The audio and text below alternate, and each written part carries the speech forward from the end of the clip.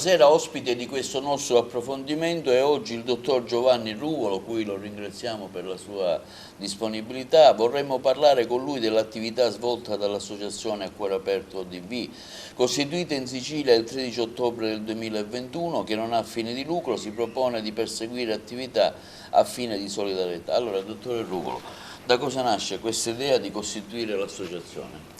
Dottor, buonasera a lei e ai telespettatori. Ma è nata tanti anni fa su input di alcuni pazienti, poi diventati anche molto amici, e anche dalla necessità di cercare di dare un supporto ai pazienti, ovviamente nel caso mio più cardiopatici, sia nell'aiutarli alla diagnostica e anche poi nel ricovero qualora fosse stato necessario, e poi soprattutto nel seguirli dopo l'intervento cardiochirurgico, perché il paziente dopo l'intervento cardiochirurgico non può essere abbandonato, ma nessun paziente dopo un ricovero ospedaliero dovrebbe essere abbandonato, perché il paziente è disorientato, viene cambiata molto spesso la terapia, e quindi c'è bisogno di un aiuto sia proprio fisico, nel caso ci sia bisogno di riabilitazione, che anche psicologico, per cercare di reinserire il paziente nella sua vita normale, perché un intervento cardiochirurgico, essendo un intervento importante, non deve demotivare il paziente. Tante volte il paziente, quando sta in ospedale, dice: bah, dopo questo intervento io voglio andare in pensione, non voglio fare più niente perché la mia vita è finita. Invece è fondamentale che il paziente venga aiutato nel post-operatorio, e l'associazione molto spesso con degli incontri, con delle riunioni, aiuta questi pazienti a fare capire che non ti preoccupare, la tua vita continua come prima, scordati un po' dei cardiochirurghi e vai avanti tranquillamente. Lei porta avanti questa attività sociale anche con la collaborazione di sua moglie Margherita La Rocca Ruvolo, una spalla importante per il raggiungimento dei suoi traguardi. Ma mia moglie Margherita è un pilastro di questa associazione, come è un pilastro nella mia vita di cardiochirurgo e di papà di famiglia, nel senso che io ho potuto fare questo mestiere perché mia moglie fa tutto a casa e ha gestito le mie attività, diciamo, come associazione A Cuore Aperto, senza, tra virgolette, disturbare la mia attività di cardiochirurgo. In più lei, che è una donna dinamica, è una donna che fa le cose, nel momento in cui c'è un problema, dopo 2 minuti il problema quantomeno è affrontato e risolto. La sua attività è iniziata con me quando io mi sono trasferito da Roma a Palermo, e lei, per non lasciarmi solo, è venuta a Palermo, e dopo le ore di insegnamento al liceo veniva in ospedale a fare la volontaria, a svolgere tutta l'attività di segreteria, e in più riusciva a avere un rapporto con i pazienti, aiutandoli nelle loro attività. Per esempio, a volte il paziente dice: ti dicono il paziente non vuole mangiare, ma perché non vuole mangiare? Perché non riesce magari ad aprire questi pacchetti che a volte sono terribili, dove c'è il brodo, allora lei aiutava lì, eccetera. E poi un ruolo molto importante che dovrebbe essere istituzionalizzato negli ospedali, è quello di parlare con i parenti durante l'intervento cardiochirurgico, soprattutto se ci sono problemi, insomma tutta un'assistenza di tipo psicologico, e quindi da lì, nel momento in cui abbiamo costituito questa associazione, soprattutto quando siamo andati in Africa e durante le attività sia in Sicilia che anche a Roma, lei è riuscita sempre a organizzarmi tutto, e quindi io mi sono trovato quasi tutta un'organizzazione già fatta, e quindi ha facilitato moltissimo il lavoro dell'associazione. E le sue figlie? So che lei ha 2 figlie, quindi dico anche loro. Sì, le mie figlie, io quando erano piccole, loro sono state sempre contente, perché innanzitutto, sai, tu in famiglia devi dare il buon esempio. Nel momento in cui le tue figlie vedono che tu, finito il lavoro, non vai a divertirti sempre, le lasci sole a casa, eccetera, mentre torni a casa e fai del volontariato, queste ragazze ti capiscono e non si lamentano a volte di essere lasciate sole. E noi quando siamo andati nei primi anni, nel 2005 mi pare, in Africa, ce le siamo portate. Tutti dicevano ma sono piccole, è pericoloso, eccetera. Assolutamente no. Mi pare la piccola aveva 9 anni, l'altra 5 anni di più, ora non ricordo bene, e devo dire che sono rimaste innanzitutto entusiaste, e quando sono tornate quasi non riuscivano a comprarsi i vestiti, perché dicevano ma io con 100 euro lì ci posso fare tantissimo e io spendo 100 euro per un pantalone. Allora, e devo dire che l'esperienza africana, e io lo consiglio ai ragazzi di fare l'esperienza di volontariato, che sia in Africa che sia in altri posti, perché ti dà un imprint particolare, ti lascia un segno che è difficile che poi venga cancellato nel corso della tua vita, e ti facilita quando vedi gli immigrati, quando vedi le persone che stanno male, anche quelli diciamo vicino a casa tua, ti rendi conto che è una questione di fortuna a volte, avere di più rispetto a chi non ha, che ha di meno. E queste ragazzine, anche se piccole, mi ricordo, sono rimaste tra virgolette sconvolte da quello che succedeva in Africa, e da allora io lo vedo, quando c'è una necessità sono sempre disponibili. In particolare, per esempio, ora abbiamo fatto un viaggio in Ucraina, siamo andati a lasciare circa 20.000 di farmaci che sono stati in parte acquisiti dall'associazione, in parte donati dai vari farmacisti del territorio, dalle persone, eccetera, e che sono farmaci che sono giunti miracolosamente al confine con la Russia sotto le bombe di chi li è venuto a prendere, e abbiamo poi portato circa 45 ucraini rifugiati, e devo dire che la mia figlia, la più grande, Maria Stella, è voluta venire e ha interloquito moltissimo soprattutto con le ragazze, anche con le donne. Era più facile per loro parlare tra donne, e devo dire che ancora lei riceve tantissimi messaggi e tutti dicono Maria Stella, per noi sei stata una sorella, sei stata una figlia, eccetera. E quando questi ucraini tornano in Ucraina, siccome c'è una tappa a Roma la mattina alle 6, molto spesso lei li va a salutare e loro sono felici e le danno un regalino, oppure Maria Stella dà un regalino a loro. È un'esperienza che io consiglio a tutti i ragazzi. Quindi diciamo, lanciamo questo messaggio per i tanti giovani che magari sono annoiati, fra virgolette, a sperimentare, a provare questo modo di approcciarsi a chi ha più bisogno di noi. Anche perché quando tu vai lì, anche se non te ne rendi conto, torni più arricchito.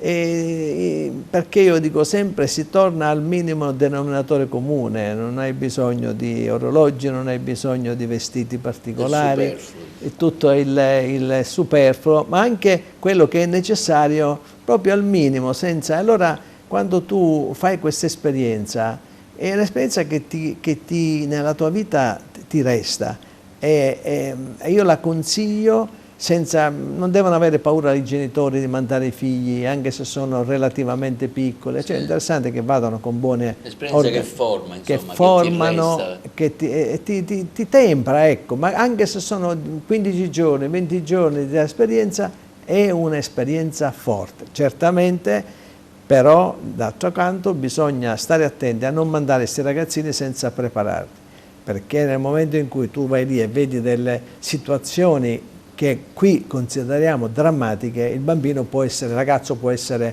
impressionato. Allora, prima di partire bisogna prepararli, spiegargli dove si va, perché cosa si va lì, e quindi dopodiché quando si va lì ci sono i bambini, i ragazzi, ognuno può fare quello che può senza problemi, ed è veramente un'esperienza indimenticabile. Ecco, lei ha introdotto l'azione ucraina, recentemente avete svolto proprio in favore della gente ucraina un'attività intensa, un cuore per l'Ucraina, vi siete recati direttamente sul posto con un bus umanitario per portare, come diceva poco fa lei, aiuti medicinali e quant'altro necessario.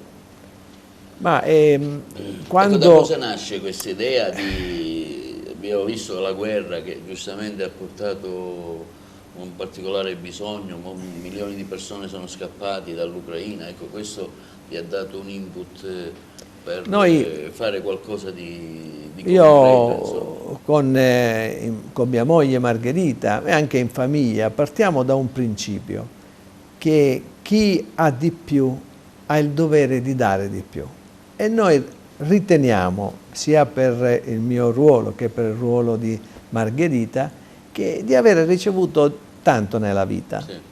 E allora nel momento in cui abbiamo visto queste immagini televisive dei rifugiati in Polonia, buttati sulle brante in centri di accoglienza, ci siamo detti bisogna fare qualcosa. E allora ho tentato attraverso canali ufficiali di telefonare, ho telefonato alle ambasciate, insomma, ho capito che questo problema non si risolveva quantomeno subito. E allora ci siamo guardati in faccia con Margherita, abbiamo detto dobbiamo fare subito qualche cosa. Ho parlato con i nostri amici dell'associazione, che sono stati tutti concordi nell'attivare questa iniziativa, e allora abbiamo detto noi dobbiamo, innanzitutto io ho avuto dei contatti con un sacerdote che era parroco del Policlinico Tor Vergata, dove io sono. Questo sacerdote giusto è andato in Polonia da pochi mesi, per cui ho chiamato lui dicendo cosa possiamo fare veramente, e poi attraverso un mio paziente che lavora per il governo polacco, i casi della vita a volte ti aiutano, e un paziente che lei aveva a Roma, di Roma, ecco, ho conosciuto una persona, un imprenditore polacco che aveva contatti con imprenditori ucraini, con anche politici polacchi che anche conoscono bene la situazione ucraina, e mi ha detto che fondamentalmente servivano in quel momento farmaci, non tutti i farmaci, quindi abbiamo contattato degli ospedali ucraini e ci hanno detto che servivano bende, praticamente avevano in questo ospedale vicino al confine russo, avevano pazienti feriti a cui non potevano dare né antidolorifici, non potevano coprire le ferite, non avevano antibiotici, non avevano niente. Quindi portateci dei farmaci che allievino il dolore, che possano evitare le infezioni, e bende chirurgiche per cercare di coprire le ferite, perché se no non abbiamo niente, manco l'aspirina più. Quindi che cosa ho fatto? Ho parlato con un mio amico che si occupa di farmaceutica a Roma, che mi ha indirizzato verso un'industria del napoletano che mi ha venduto i farmaci a prezzo di costo loro. In più ho avuto il supporto di tutti i farmacisti del territorio, di tante persone anche del territorio agrigentino, e quindi abbiamo raccolto circa 20.000 euro di farmaci, quindi a costo però, quindi abbiamo riempito un bel, diciamo alla fine un grande furgone che è andato appunto in Ucraina.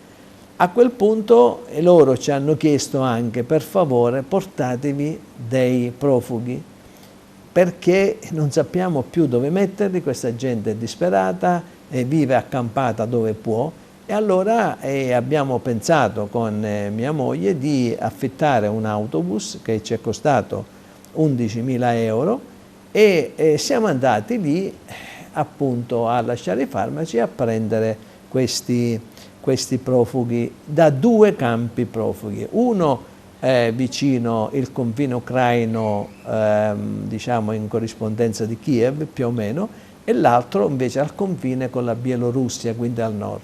Abbiamo avuto anche la fortuna che gli autisti di questi autobus sono entrati in questa atmosfera di aiuto e quindi giravano con noi con la massima disinvoltura, perché quando vai lì non hai tutto organizzato al 100%, quindi c'erano degli imprevisti, c'era andare a destra, c'era andare a sinistra, e io devo ringraziare la ditta Cuffaro e i 3 autisti che in pratica ci hanno permesso di fare questo viaggio senza avere delle regole, perché sennò non potevamo realizzare questo. Un po' di elasticità, questa sono immedesimati esattamente nella missione. Nella diciamo. missione, e quindi si comportavano come noi, come se fossero volontari, non, certo. ecco.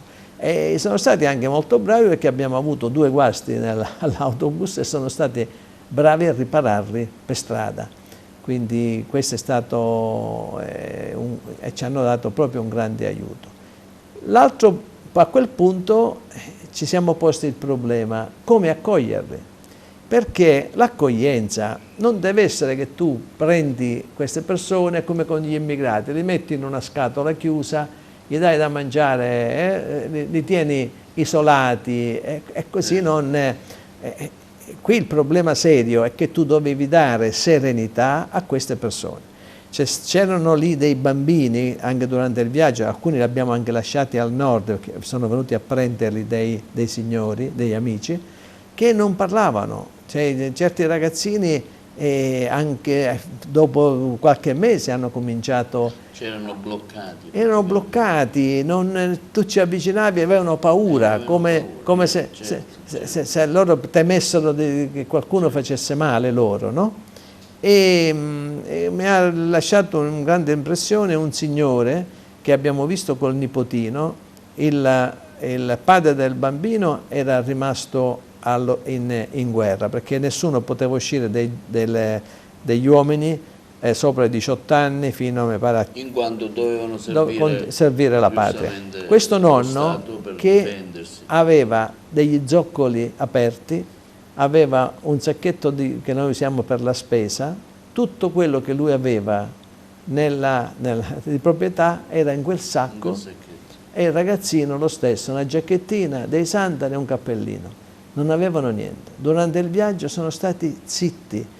Alla fine, quando li abbiamo lasciati ad un posto perché erano venuti a prendere l'area di servizio, questo è andato via, dopodiché è tornato indietro senza dire sempre una parola, mi ha abbracciato e senza dirmi niente si è messo a piangere e se n'è andato, perché in pratica gli avevano distrutto tutto e quindi stava andando da un amico del figlio, trovato per caso, e con tutto quello che aveva, una sporta, qualche giacchetta e basta.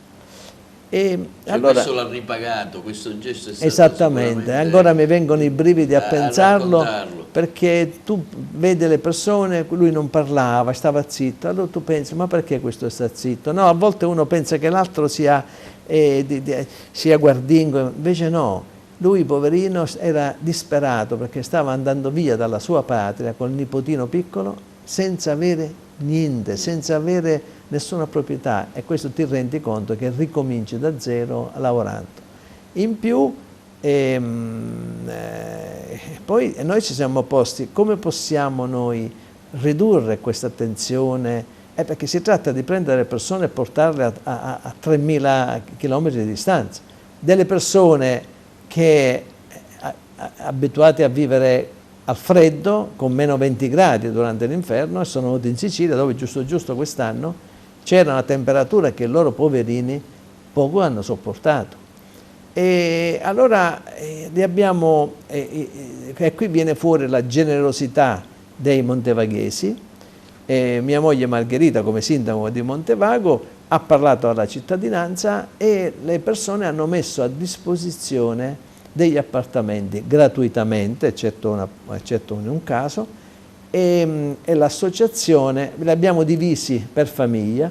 Mia figlia Maria Stella durante il viaggio ha parlato con tutti loro cercando di capire come erano le situazioni familiari, come volessero stare assieme, e quindi già durante queste 36 ore, 48 ore di viaggio, in pratica quando sono arrivato a Montevago abbiamo diviso queste persone negli appartamenti e loro lì avevano tutto.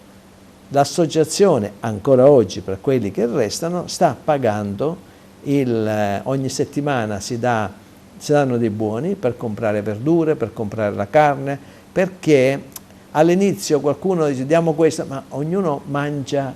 Amavano le patate, certo. E quindi tutti compravano un sacco di patate, magari tu gli vuoi dare le cose che ti sembrano più buone, però loro non sono abituati a quel tipo di cibo, anche e soprattutto i bambini. Ecco, lì dove siamo, dottore? Ecco, qui sono quando si hanno portato tutta una serie di farmaci, eccetera, stavamo caricando, a Montevago, stavamo caricando l'autobus per partire io li ho aspettati a Roma, e lì c'era mia moglie e mia figlia, e quindi questi piano piano, loro in pratica sono rientrati in una casa, che era la loro casa, i bambini hanno cominciato a sorridere, poi la sera o il pomeriggio uscivano, quindi si incontravano tra di loro, però se volevano stare a casa stavano a casa, quindi non sono accolti in un albergo, chiusi lì, non possono muoversi, che è il problema degli immigrati.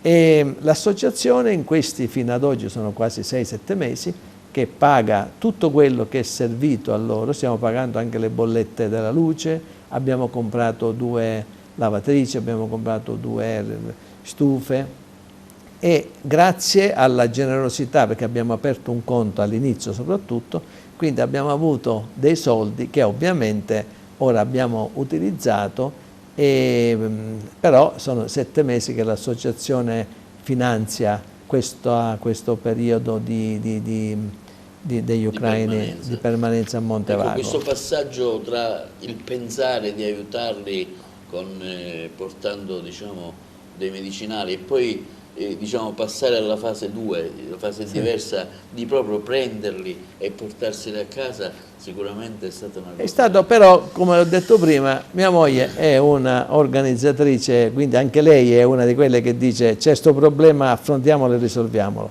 e quindi io mi sono occupato della prima parte, quella di organizzare dei farmaci, di prendere gli ucraini, e invece lei mi ha fatto trovare praticamente tutto pronto. Ecco, addirittura io a un certo punto ci manca un appartamento, non sappiamo dove mettere, ecco, quando noi stavamo ancora arrivando, eccetera. E io dico, ci sarà la provvidenza che ci penserà.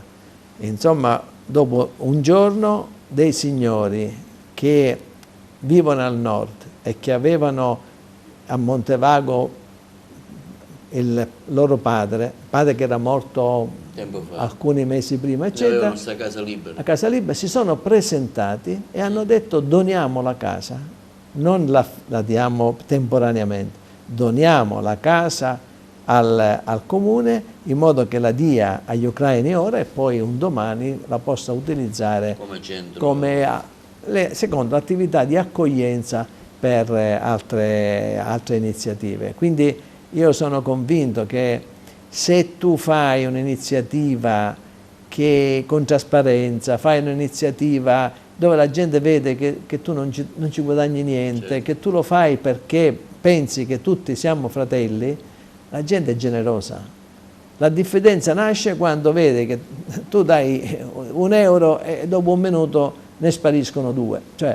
E quindi questo è fondamentale. Io ringrazio i montevaghesi, ringrazio tutte le persone della provincia che ci hanno aiutato nel fornire materiale, nel fornire frutta. C'è un campo sperimentale vicino Menfi, per esempio, ogni tanto porta della frutta e quindi tante persone magari raccolgono le verdure, magari portano qualche cosa. E devo dire che la gente è generosa, insomma, io penso che la gente è buona per principio, poi ci può essere quello che magari è un po' diverso, però in linea di massima siamo contenti di questa iniziativa, soprattutto siamo contenti che queste persone e ci stanno, anche quelli che sono tornati, ci stanno scrivendo, sono serene, non hanno più quella paura. All'inizio i bambini, appena c'era un tuono, pensavano che fossero le bombe. Una bomba, certo. Appena c'era un rumore dentro casa, un mobile che spostavi, erano terrorizzati, come se... Quindi, e noi abbiamo cercato di dare un po' di serenità, e tutto sommato non ci vuole molto, ci vuole solo un po' di buona volontà. I soldi la gente li dà, insomma si trovano, ecco, basta non sperperare. È come nella sanità, Sì. se i soldi non si rubano, nella sanità ci sarebbero, si ricambiano le apparecchiature, si cambia tutto e la gente avrebbe... Ecco, stiamo vedendo qui un'altra cosa bellissima, che è questa un signora quadro ucraina che ha donato, una pittrice che ha donato un quadro. Tra le persone ecco, che... Questa è una pittrice che ha fatto dei quadri bellissimi, abbiamo visto su internet, abbiamo visto dei quadri molto belli fatti da questa signora, e prima di partire ha detto: io non so cosa posso fare per Montevago, e allora voglio fare qualcosa che resti qui dalla nostra presenza, e siccome io sono una pittrice faccio un quadro, e in questo quadro ci sono un po' le rovine della chiesa di Montevago, c'è questi fiori, c'è con questa donna che ha anche la bandiera con i colori dell'Ucraina, giallo e blu, e ha lasciato, tra queste persone per esempio c'erano una ragazza che suonava il violino, una signora che cantava e suonava il piano, cioè voglio dire, non è che sono persone, perché qualcuno dice con tanti problemi che ci sono qua siete andati a prendere pure... sempre partendo dall'idea che siamo tutti fratelli, su questo non ce lo dobbiamo scordare, e che la nostra filosofia è accoglienza senza se e senza ma. Che poi l'accoglienza debba essere organizzata, debba essere strutturata in qualche maniera, siamo d'accordo, però se in partenza tu dici accoglienza no perché no, certo. Questo è fondamentale. Senza mettere paletti. Senza mettere paletti, e devo dire siamo sempre più contenti che anche questi bambini che prima appena ti avvicinavi si attaccavano alla mamma e ora cominciano a sorridere, l'abbiamo portata al mare, alcuni di loro non avevano visto mai il mare, questi sono impazziti, sono impazziti dalla gioia perché nell'acqua, sto mare, e per esempio quando io sono venuto alcune settimane fa, così per un fine settimana, hanno chiesto, ci porti al mare, siamo messi in macchina, anche devo ringraziare per esempio anche gli assessori del comune di Montevago che sono entrati in questa logica di aiuto, perché ogni famiglia non era lasciata da sola, aveva una persona e ha una persona di riferimento che tutti i giorni dicono se ci sono problemi eccetera, e poi loro sanno che per qualunque problema vanno al comune a cercare mia moglie, perché qualunque problema sanno che mia moglie è il terminale definitivo per risolvere il problema. Quindi questo è una cosa importante, quindi è un'accoglienza diversa da quello che viene fatto attualmente per gli immigrati eccetera. E noi l'abbiamo visto le conseguenze, questi stanno tornando a sorridere, e quando sono partiti non hanno fatto altro che piangere, siamo obbligati a tornare, ma noi nonostante i 3.000 chilometri, nonostante questo caldo terribile che per noi non abbiamo mai visto, sentito sto caldo nella nostra vita, siamo stati felici di conoscere tanta gente che ci ha dato un po' di serenità e ci ha tolto quello stress terribile legato alle bombe, ai bombardamenti. Una persona si è portata 18 borse perché avevano distrutto tutto, si è portato i mestoli, i piatti, dice ma ti porti tutte? Dice non ho più niente. Sono stati bravi anche, un po' hanno protestato gli autobus, no? Perché arrivavano con tutti questi... Ecco, per dire come alla fine si è riusciti a ridare un sorriso e una speranza di vita a queste persone. Io vorrei ricordare, una volta sono andato a fare un servizio qui al Pala Moncada, dove c'era Peppuccio Cuffaro, tra gli autisti e anche il geometra Moncada, che si sono Don Gianmoncada, che insomma, poi è scomparso naturalmente, che si sono insomma messi a disposizione per la raccolta di viveri, proprio insomma, stavano anche loro, vi hanno aiutato insomma nel preparare questo pullman, insomma hanno portato anche loro delle persone. Sì, sì, ma tante persone da Ribera, da Menfi, da Santa Margherita, hanno la provincia anche a Favara, ricordo, esattamente. C'è stata una comunità curata da Lina Orso Gucciardino col centro Cultuso che ha portato degli ucraini. Quindi c'è stata una grandissima, forse voi siete stati i primi a lanciare. Siamo stati i primi, anche perché Margherita è stato fatto tutto in sintonia con le istituzioni, quindi con la prefettura, con la questura. Immediatamente sono stati loro dati i permessi, cioè le tessere sanitarie, la carta d'identità, insomma sono state fatte tutte le procedure secondo quanto richiesto, perché in questo, soprattutto i primi mesi, alcuni partivano con gli autobus per prendere senza nessuna organizzazione. Questo è un po' pericoloso secondo me, perché se tu torni e poi non hai il supporto, poi lo Stato ha dato loro, mi pare, 300 euro, ecco, sì, loro, ecco, nonostante loro avessero questi soldi, noi come associazione abbiamo deciso di continuare a sovvenzionarli, perché questi, dico, tornando lì, hanno bisogno di questi soldi. C'è una signora che ha scritto: io sto guadagnando 300 euro e per un monolocale, perché la guerra ha distrutto le case, per un monolocale mi chiedono 200 euro. E come faccio a sopravvivere? Allora noi abbiamo deciso, anche se loro avevano questi soldi che il governo gli dà per comprarsi, di lasciare,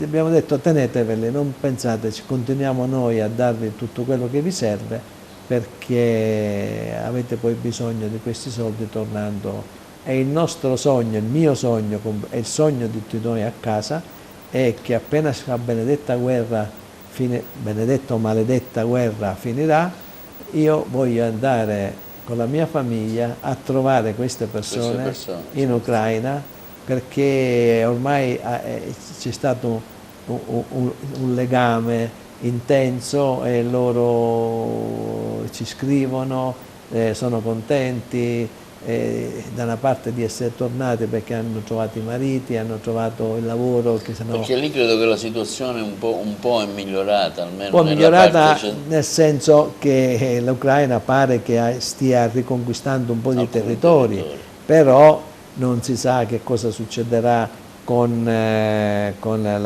Russia, anche se dai giornali mi sembra di capire che sia la Cina che l'India hanno detto, hanno cominciato un poco, perché è fondamentale. Quando tu non hai equilibrio la vita comincia a non essere regolare, quindi questi grossi stati hanno bisogno di stabilità, perché sennò poi non ci sono equilibri economici in maniera ottimali, e quindi poi questi disequilibri economici ricadono sulle loro popolazioni. Quindi io mi auguro che anche all'interno, leggevo proprio ieri in aereo, che anche all'interno della Russia stanno aumentando le persone che quasi dicono: mettetelo da parte, anche se molti non parlano, perché appena parlano vengono messi in So che c'è stata una mobilitazione di alcuni parlamentari di opposizione che hanno presentato delle istanze proprio per cercare di contro Putin. Comunque io spero, mi auguro che questa guerra finisca, e soprattutto queste persone, ecco, è stato anche un'altra cosa all'inizio, quando queste persone sono arrivate, una signora di oltre 80 anni ha detto: io devo essere quella che per prima do una casa per queste persone. Quando c'è stato il terremoto sono stata ospitata a Milano, e se non avessi avuto queste persone io non sapevo dove andare. Certo. Quindi abbiamo tutti il dovere di organizzarci per aiutare queste persone. Quindi la signora anziana che ha sentito il dovere, ecco, io mi auguro che anche i giovani sentano questo dovere, e anche questi giovani rinunzino a volte a qualche cosa, qualche materiale superfluo, qualcosa di superfluo, per aiutare quelli che ti stanno vicini, anche quelli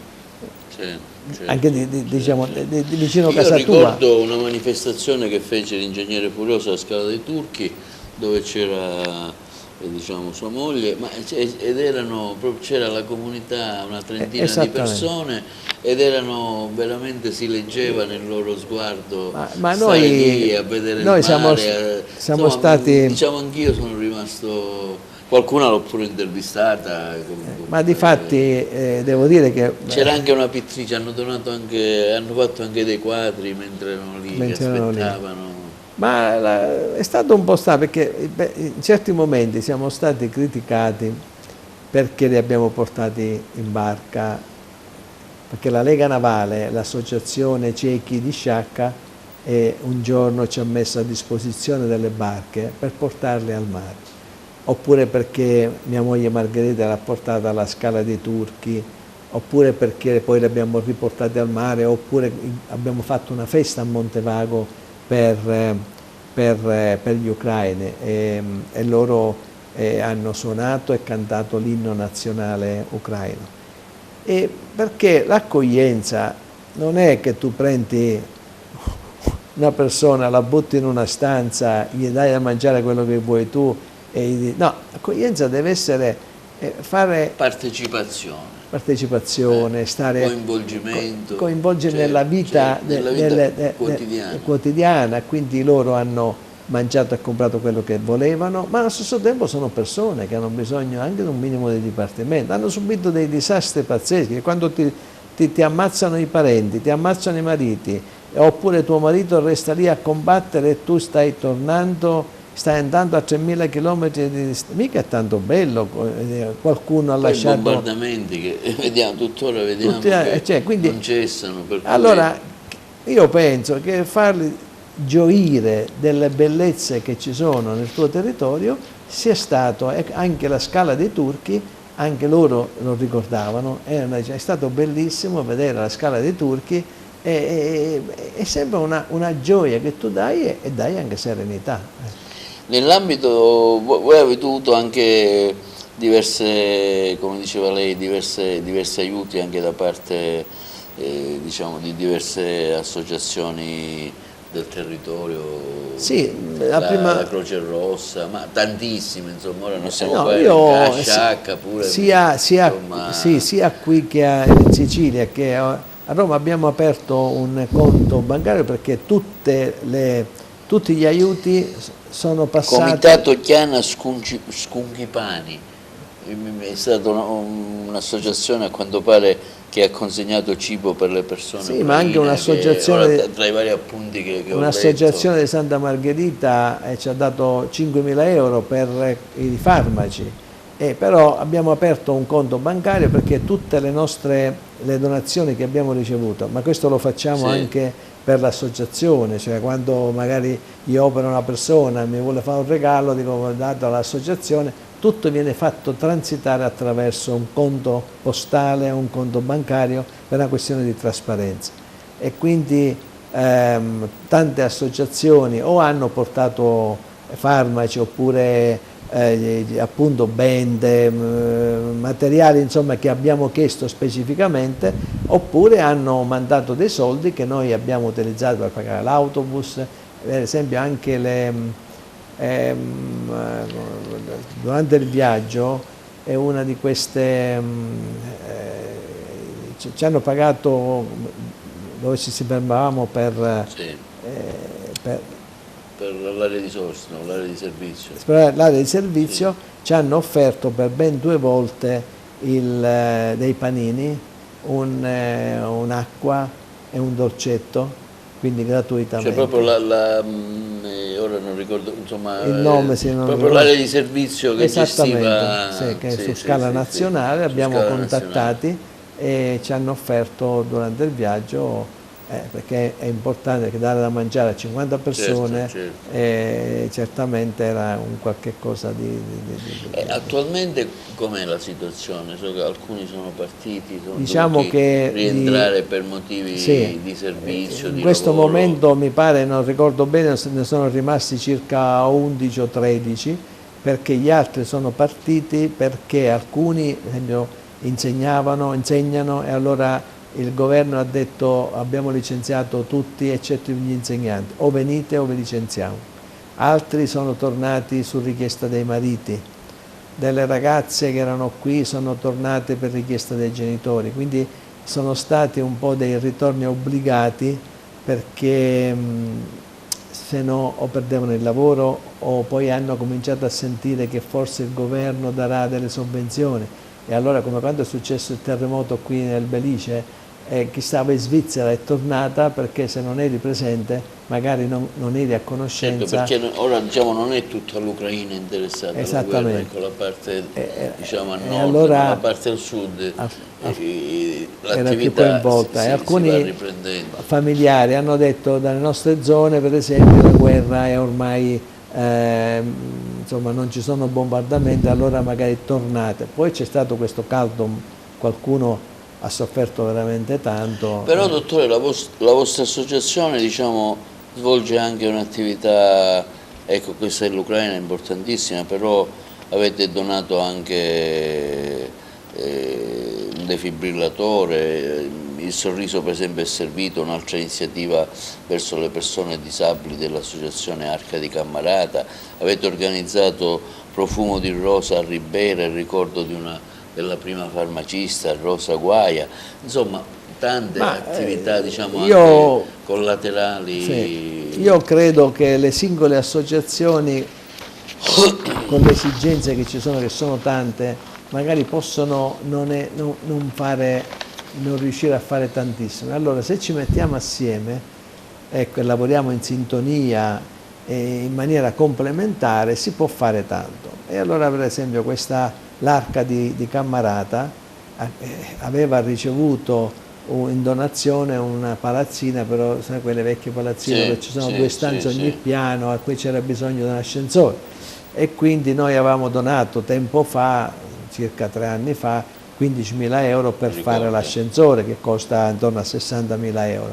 Proprio l'altro giorno mia moglie è andata a Cammarata a vedere cosa hanno attualmente fatto, e hanno ristrutturato tutto il palazzo, perché nel frattempo avevano avuto dei finanziamenti, e ci hanno detto che stanno finendo questa ristrutturazione, avranno bisogno di altre risorse, probabilmente li aiuteremo ancora, però l'Arca in pratica che cosa fa? Non solo durante il giorno accetta questi disabili e quindi i genitori possono andare al lavoro, possono fare tutte le normali attività, ma stanno anche pensando di fare dei posti letto di notte se ci sono necessità, quindi diciamo svolgono un ruolo importante, perché con il disabile ha bisogno di tanta assistenza,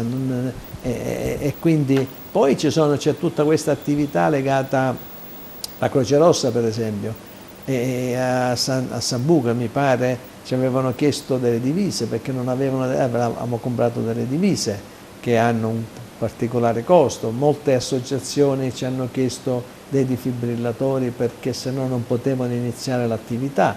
Quindi noi questi soldi li prendiamo dal 5 per 1000 fondamentalmente. Ecco, appunto, volevo dire, facciamo anche un invito a chi ci ascolta, non abbiamo finanziamenti. A donare il 5 per 1000, nel sito dell'associazione troverete tutte le indicazioni per poter donare e indicare nella vostra denuncia dei redditi il codice fiscale, in modo che una parte di questo 5 per 1000 venga destinata, questo è importante. Diciamo. Non abbiamo altri introiti, può capitare che magari quando qualcuno, come dicevo prima, o per un paziente magari il familiare ti manda dei soldi, sempre attraverso le poste o la banca, Però fondamentalmente il 5 per 1000 è quello che è, in questo momento è fondamentale, perché a parte stiamo continuando a sovvenzionare questi ucraini che sono qui, ma c'è anche l'Africa che continua,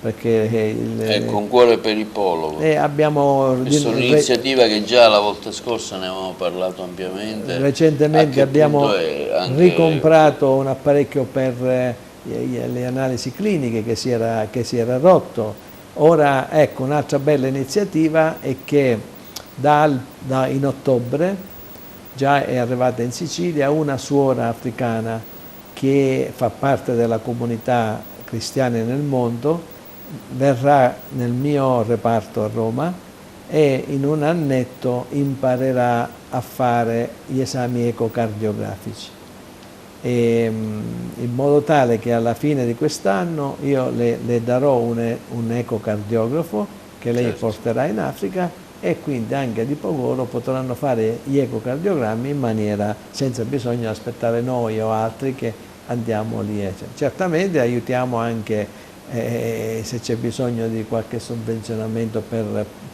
gestire il dispensario. Poi con grande contentezza abbiamo avuto i 2 ragazzi che noi stavamo sostenendo negli studi, si sono diplomati, hanno raggiunto un primo livello di dottori, e quindi un ragazzino era uno che da piccolino camminava senza scarpe, con un pantaloncino e una matita e un quadernetto, cioè non avrebbero mai avuto la possibilità di studiare. Lui, quando mi ha visto, mi ha detto: io voglio diventare come te, dottore.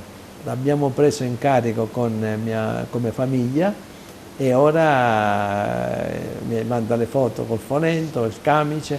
E l'altra è la figlia di una ragazza che io ho operato a Palermo, perché dei sacerdoti allora, tanti anni fa, quando ero a Palermo in cardiochirurgia, mi hanno fatto arrivare questa ragazza e l'abbiamo operata gratuitamente. L'ospedale non mi ha chiesto niente, le valvole me le hanno regalate.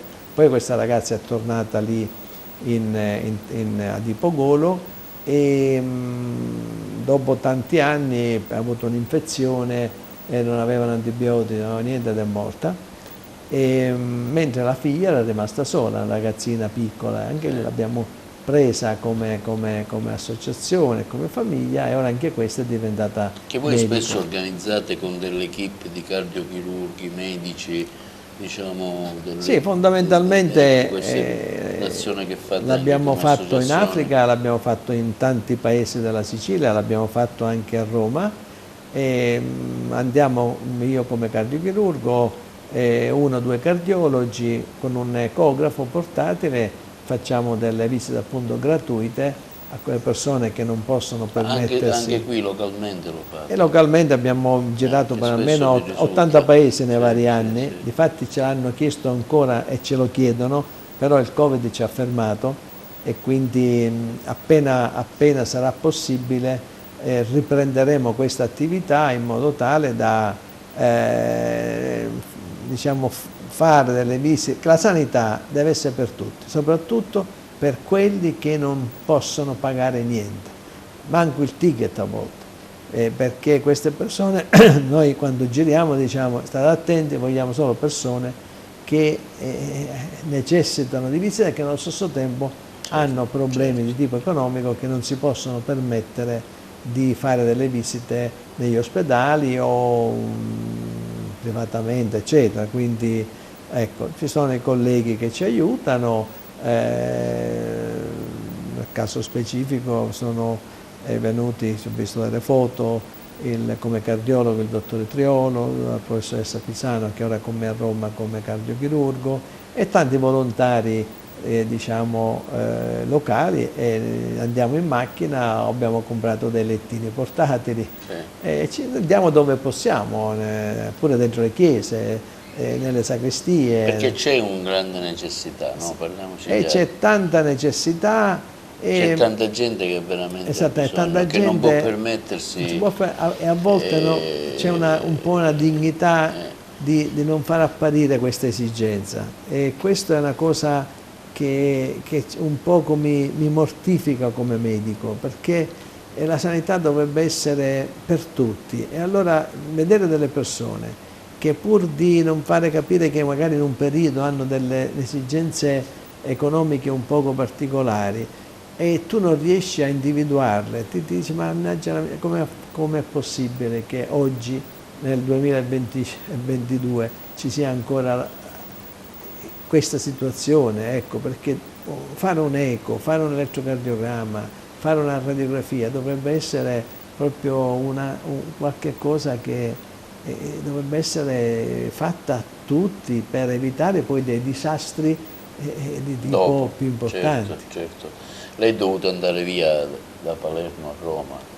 A Palermo io ricordo la prima volta che venni con l'operatore, abbiamo fatto un bellissimo servizio, ce l'ho negli archivi e lo riproporremo, in una sala operatoria dove c'erano 6-7 lettini pronti. Io sono entrato, lei mi ha dato la possibilità di assistere ed è stata, devo dire, un'esperienza, insomma, non di tutti i giorni, insomma, aveva creato un bellissimo reparto, lo ricordo bene. Poi lei sta mettendo il dito nella piaga.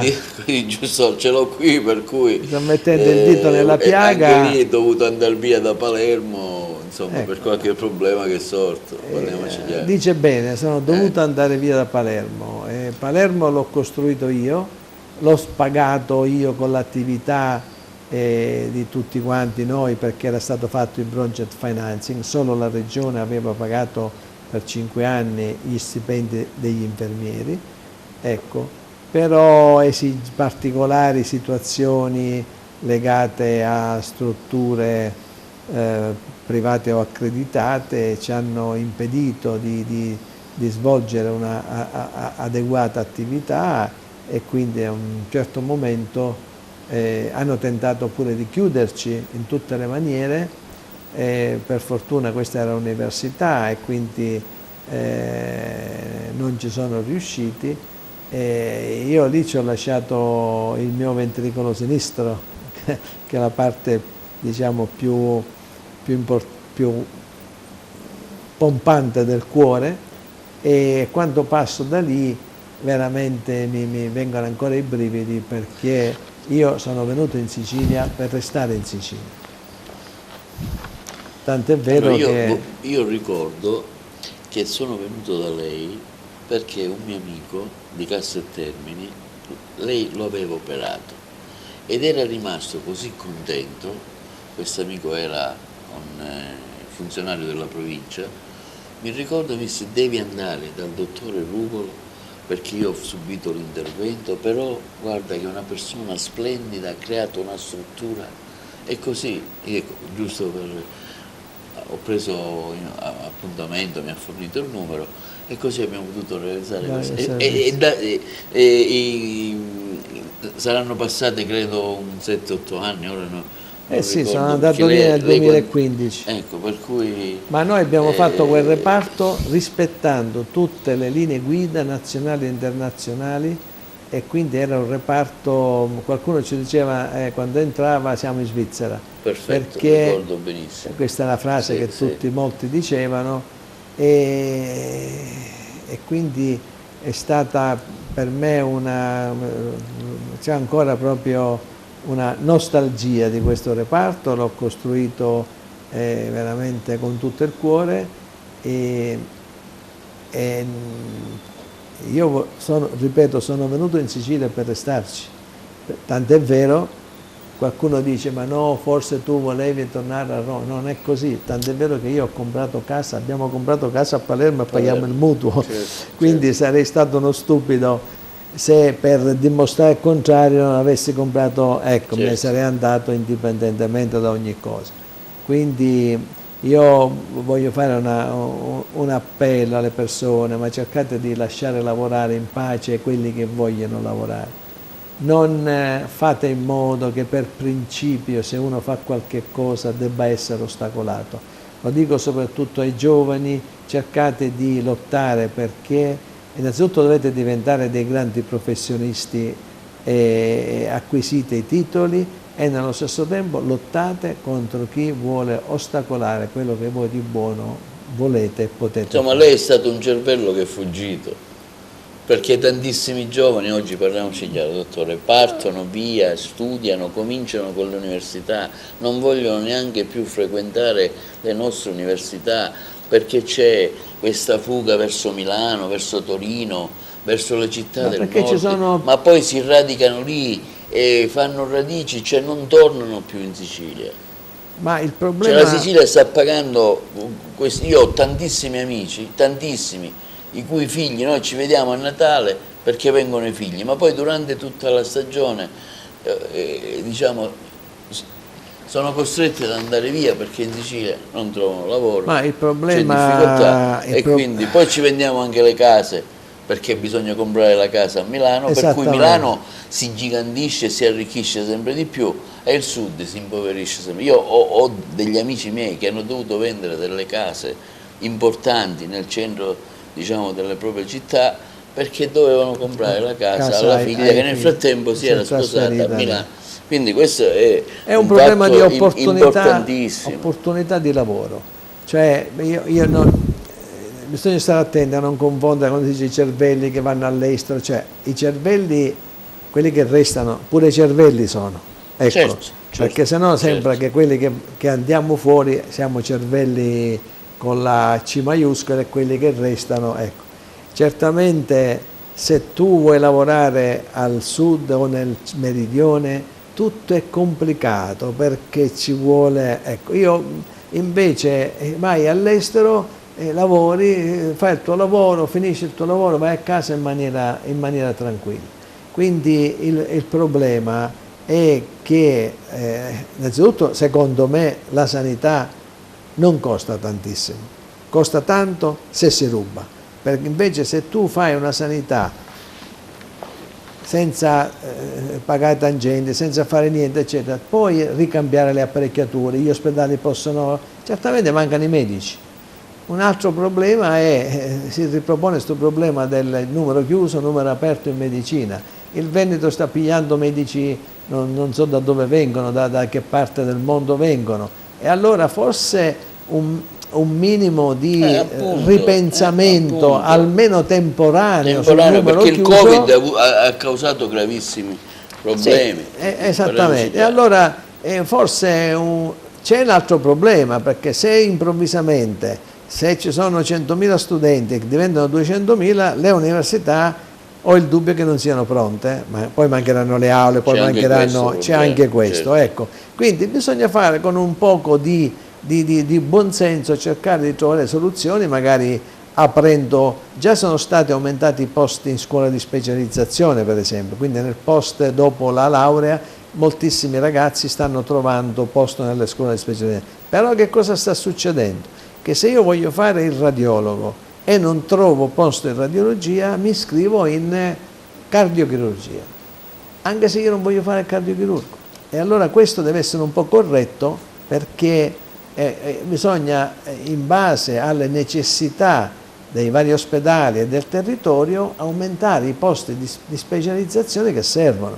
È inutile che tu aumenti 50 posti in cardiochirurgia perché non serve la cardiochirurgia e non l'aumenti in anestesia e rianimazione. Quindi è un problema un po' da affrontare. Ecco, come vede lei questi fondi del PNR destinati anche alla sanità? Parliamo di questi ospedali di comunità che dovrebbero essere finanziati, in particolare al sud. Io ho seguito un po' la vicenda, perché era sempre attraverso mia moglie, che era presidente, è ancora insomma, presidente della commissione sanità, si è riusciti a programmare una serie di case della comunità nella provincia di Agrigento che non erano state previste precedentemente. Il problema è che questi soldi devono veramente arrivare per servire a fare le case della comunità e a fare quello che è previsto, senza farli dirottare da altre parti e senza che questi soldi vengano un pochettino... Dottore, ultima domanda, come si è vissuto questo periodo di Covid? anche nelle strutture un po' in Ma generale, nel caso specifico mio personale, io nel 2020 sono stato 10 giorni in rianimazione, stavo morendo, quindi già ho avuto un'esperienza. è stata un'esperienza drammatica sia per me che per la famiglia, anche perché avevo poi, diciamo, infettato le mie figlie, mia moglie era in Sicilia e quindi è stato un attimo. Poi abbiamo avuto, soprattutto a Roma, le strutture pubbliche sono state praticamente chiuse, soprattutto le chirurgie, in particolare la cardiochirurgia, sono state chiuse dall'assessorato, mentre la cardiochirurgia è rimasta aperta nelle strutture accreditate o private accreditate. Sì. E quindi le strutture pubbliche hanno pagato un prezzo molto, molto alto. Anche al nord questo era successo, però nel Lazio è durato di più e quindi abbiamo avuto grossi problemi e quindi è come stavano ricominciando la cardiochirurgia come se fosse un centro nuovo.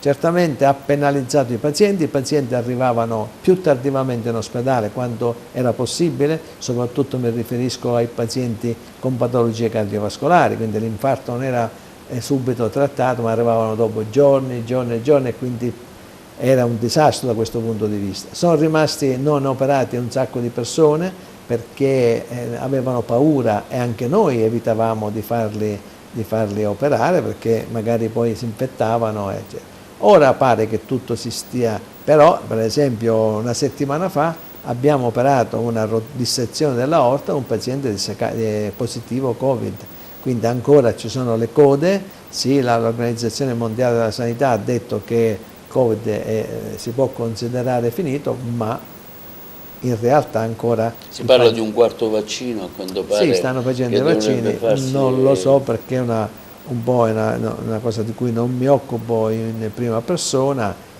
però stiamo venendo il vaccino e poi il vaccino per l'influenza, quindi è un poco da valutare il tutto e ci sono gli infettivologi che qui in effetti hanno l'ultima parola. Dottore, io vorrei tenerla ancora, ma so che lei ha degli impegni improrogabili. Ringraziamo il dottore Ruvolo che è venuto da Roma, ha approfittato di questo weekend e ha ritagliato un piccolo spazio anche per TVA. Noi ne siamo onorati e felici di aver potuto dare il nostro contributo, in particolare mi riferisco all'attività dell'Associazione Cuore Aperto DV che ha svolto durante gli anni e che in quest'ultimo periodo ha svolto in particolare per l'accoglienza dell'Ucraina. Ecco, lascio a lei la parola, dottore, giusto per una conclusione finale. Io innanzitutto volevo ringraziare lei e la sua televisione, volevo dire a tutte le persone: ricordiamoci che siamo tutti fratelli e che dobbiamo sempre pensare all'accoglienza senza se e senza ma. Poi gli altri problemi li possiamo risolvere, ma prima di tutto accogliamo, risolviamo i problemi di chi è in estrema necessità e poi il resto si vede. Noi siamo disponibili ad accoglierla nei nostri studi quando vuole. Ringraziamo il dottore Giovanni Ruvolo, cardiochirurgo attualmente all'Università Tor Vergata di Roma. Ringraziamo i nostri telespettatori e questa trasmissione la potete vedere sull'LCN 92 di TVA e in streaming sul sito televideoagrigento.tv e sul nostro canale YouTube televideoagrigento.tv. Grazie e una buona serata. Grazie dottore e buon rientro a Roma.